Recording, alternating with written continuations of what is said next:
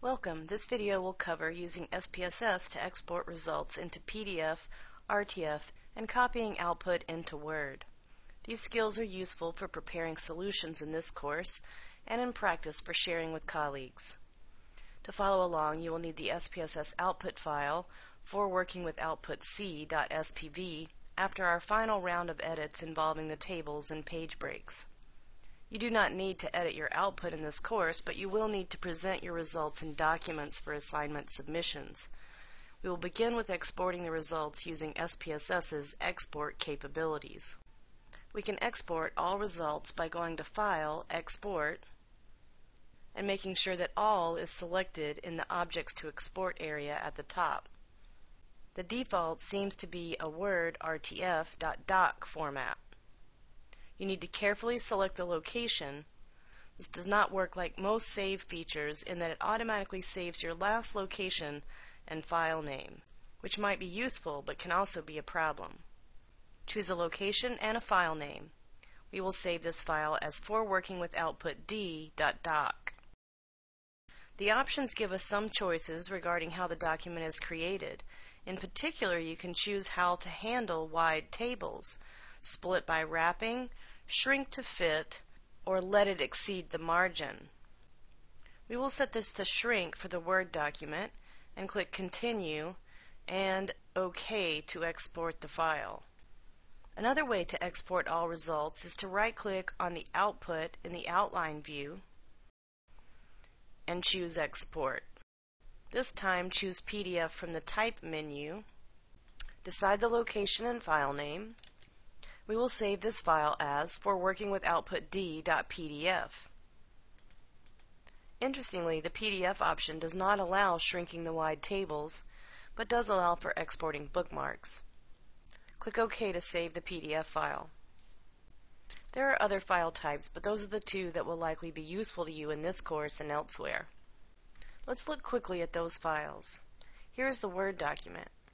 Some of the pages are not aligned the same as in SPSS, but you can fully edit this Word document and save it in a new Word format, or save it as a PDF. Here is the result of shrinking the table for the independent samples test. We may not have discussed this output yet, but you can clearly see the text is much smaller. We can edit this table in Word by increasing the font size and resizing columns as needed. Here's the PDF file, which looks exactly like our print preview in SPSS, but cannot be easily edited. Those are some options for exporting results directly from SPSS, but I normally copy the needed results into a Word document directly to create my summaries.